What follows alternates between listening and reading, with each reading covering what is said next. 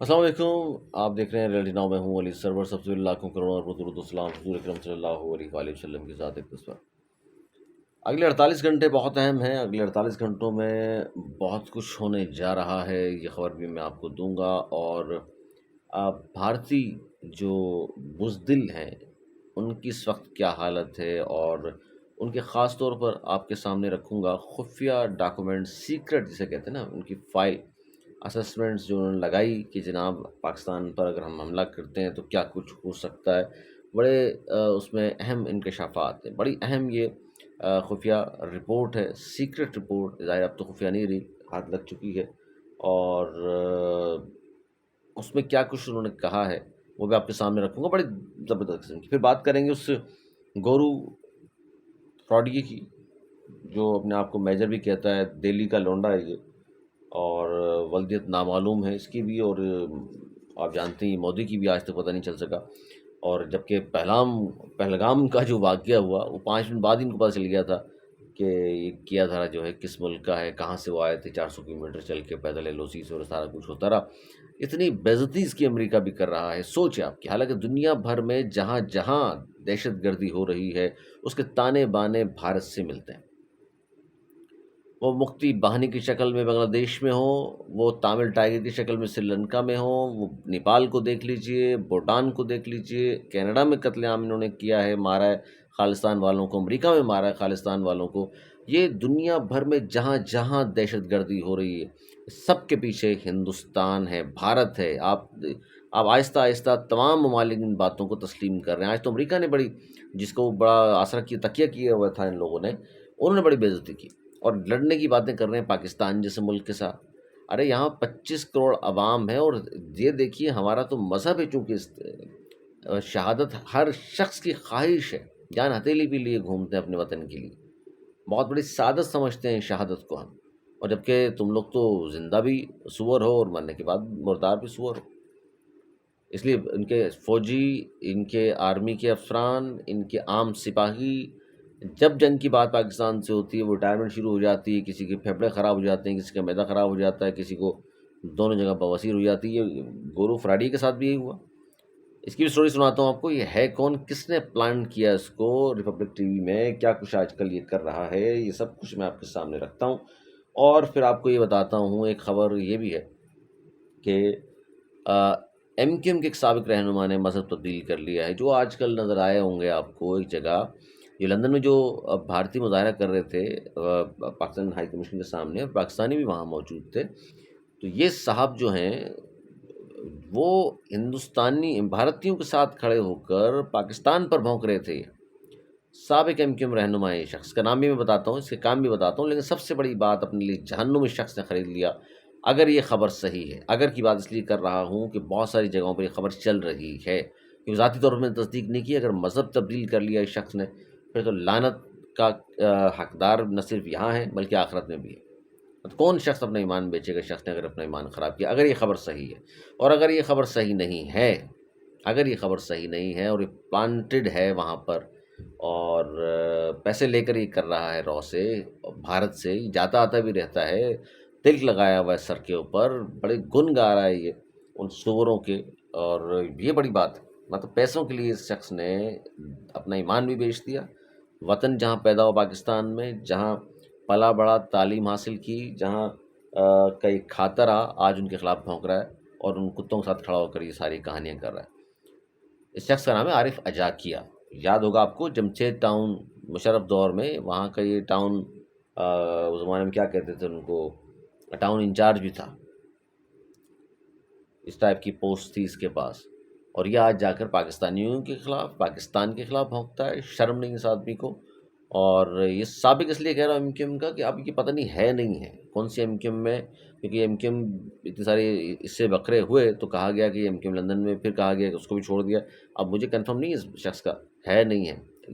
दोनों बातें, एक तो ये शख्स गद्दारी की पाकिस्तान के साथ, ये भी एक बहुत बड़ा जुर्म है पाकिस्तान से। मतलब हम देखिए, पाकिस्तान के ख़िलाफ़ कोई शख्स बात करेगा, ये बात आप सब और मैं भी इस बात पर हमारा ईमान है, पाकिस्तान के ख़िलाफ़ कोई भी शख्स बात करेगा हम उसके साथ खड़े भी नहीं हो सकते।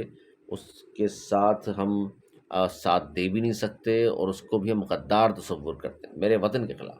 آپ کی مجھ سے ہو سکتی ہے کوئی اختلاف، کسی اور شخص سے کوئی اختلاف ہو سکتا ہے، لیکن اس کا یہ مطلب تھوڑی سرزمین جہاں پلے بڑے بسے، جس کے لیے ہمارے آباء و اجداد نے قربانیاں دی، وطن حاصل کیا، لاکھوں جانیں شہادتیں لے کر، اور آج اس کے خلاف آپ باتیں کریں وہاں کھڑے ہو کر، دشمن کے ہاتھ مضبوط کریں، یہ برداشت کوئی نہیں کرے گا پاکستانی۔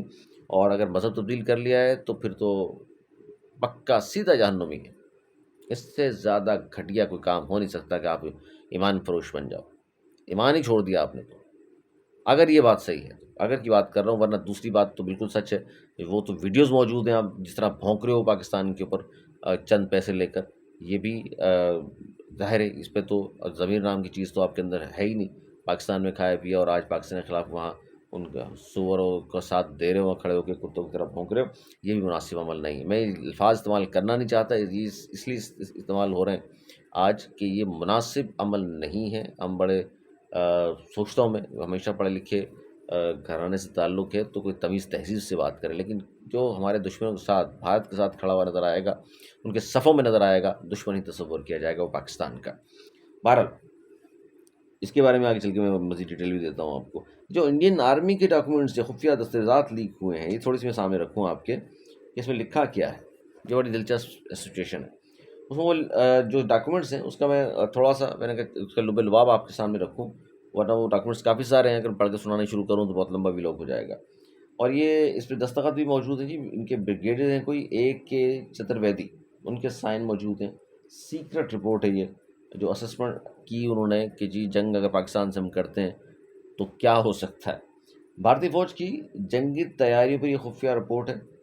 آئی ڈی ایس ہیڈ کوارٹر خود اس بات کا اعتراف کر رہا ہے اس رپورٹ میں کہ فوج کسی بڑی جنگی کارروائی کے قابل نہیں، محض چھوٹے موٹے جھڑپوں تک محدود رہنے کی صلاحیت ہے۔ فوج کا حوصلہ زمین بوس ہے اور اسرائیلی ایجنٹ میدان سنبھالے ہوئے ہیں، اور اس میں افسران بڑی تعداد میں فرار ہو رہے ہیں۔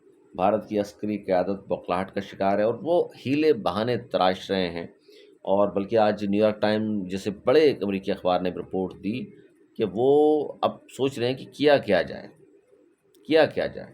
جس طرح میں نے کہا تھا نا، آپ کو شروع میں مثال دی اس گورو، میجر گورو فراڈیا، آریہ نام ہے یا فراڈیا نام ہے، اس سور نے فوج سے بھاگ کر، یہ 96 میں پہلی بار پاکستان کے سامنے ایل او سی پر ڈیوٹی کرنے یہ شخص آیا، اور پاکستانی فوجیوں کو دیکھ کے جو دور سے اس کی حالت ہوئی ہے تو اس نے فوراً بہانہ کیا جی پھیپھڑے خراب ہیں۔ اور یہ میں پکی رپورٹ دے رہا ہوں، یہ میں اس پہ بات نہیں کر رہا آپ کو، آپ سرچ کر لیجیے گا۔ پھیپڑوں کا اس نے بہانہ کیا، ایک دن سے ڈیوٹی کی ایل او سی پر، اور پھیپڑوں کا بہانہ کر کے یہ شخص وہاں سے فرار ہوا، اور 2-3 سال اس طرح اس نے فوج میں گزارے۔ 99 میں اس نے ریٹائرمنٹ لے لی، اس کے بعد مختلف جگہوں پر سیلز مین کے طور پہ نوکری کرتا رہا، ایس سی ایل میں نوکری کی، اسپائس ریئل لمیٹڈ وغیرہ میں اس نے کام کیا، اور پھر اس کو رو نے پک کیا، اور ریپبلک ٹی وی جو ہے جہاں وہ ارنب گوسوامی، وہ جو چیخنا چلانا سنا ہوگا آپ نے، جو کرتا ہے بیواؤں کی طرح، اس کے ساتھ اس کو نتھی کر دیا۔ وہاں سے اچھی خاصی اس کو سیلری دلائی جا رہی ہے، اور صرف اس کا بیٹھ کر کام یہ بھونکنا، اور عجیب خرافات بکرا ہوتا ہے، نہ اس کا سر ہے نہ پیر ہے۔ وہ میں کہتا ہوں ذرا سا بھی شعور کوئی اگر بھارت میں موجود ہے تو ہنس رہا ہوتا ہے اس کی باتوں پر، اور یہ وہاں روزانہ باتیں کر رہا ہوتا ہے پاکستانی فلاں کی قیمت اتنی لگا دوں گا میں، فلاں کی اتنی قیمت لگا دوں گا۔ 2 کوڑی کا انسان ہے، اس کی پاکستان میں کوئی قیمت بھی لگانے کو بھی تیار نہیں۔ وہ کہہ رہے ہیں بھائی اس کے اوپر کیوں ہم 100-150 روپے بھی دینے کو کوئی تیار نہیں، اور یہ دوسروں کی قیمتیں لگاتا پھر ایسا پوچھتا کون ہے؟ اصل بات یہ ہے۔ پھر پاکستانی کچھ چلیں آگے چل کے خبر میں آپ کو دوں گا۔ بہرحال اگلے 48 گھنٹے کوئی مس ایڈونچر، چونکہ اب اتنی تھو ہو گئی ہے پوری دنیا میں، امریکہ پہ تکیہ کیا ہوا تھا، انہوں نے بھی کہا کہ جناب اس طرح کی بیوقوفانہ ایف آئی آر تم نے کاٹ دی کہ 5 منٹ میں تمہیں پتہ چل گیا کس نے کیا واقعہ کیا ہے۔ آج تک مودی کے ابا کا نہیں پتہ چلا، اس پہ تحقیقات آپ کر رہے ہیں، سال گزر گئے، اور آپ نے 5 منٹ میں پہلگام کے حوالے سے ساری باتیں آپ کے سامنے تش و بہم ہوگی۔ کس طرح ہو سکتا ہے سارا کچھ؟ تو پوری دنیا تھو کر رہی ہے اس وقت مودی پہ بھی، اور ان کی آرمی پہ بھی، ظاہر ہے جس طرح کے ان کے حالات ہیں وہاں پر۔ اور لیکن مس ایڈونچر کوئی نہ کوئی، اب چونکہ وہ کہہ رہے ہیں نا کہ اپنی عوام کو بھی تو مطمئن کرنا ہے، تو اس پر کوئی نہ کوئی سازش اب نئی تیار کرنے کے چکر میں 48 گھنٹے بہت زیادہ اہم ہے اگلے، اور اس میں فیصلہ ہو جائے گا کہ انہوں نے کرنا کیا ہے اور کیا نہیں کرنا۔ جس میں نے کہا نا، یہ بڑی میں بہت ساری مثالیں آپ کو دے سکتا ہوں کہ پاکستان جب سے بنا ہے، جب سے اب تک، کہ کتنی بار اس طرح کے فلمیں، ڈرامے، سازشیں، پروپیگنڈے کر چکے، جو ہر بار مغین کو کھانی پڑی ہے۔ اور اب وہ وقت دور نہیں ہے، اب انہوں نے کوئی ایسی ویسی ذرا سی بھی حرکت کی، کوئی مس ایڈونچر کرنے کی بھی کوشش کی، تو پھر یہ دیکھ لے بھارت کہ بہت برداشت کر لیا پاکستان نے، اب دلی کی لال قلعے پہ جھنڈا ہوگا پاکستان کا، یہ دیکھ لینا۔ اپنا بہت خیال رکھیے گا، مجھے دی اجازت، بولنے کے بعد۔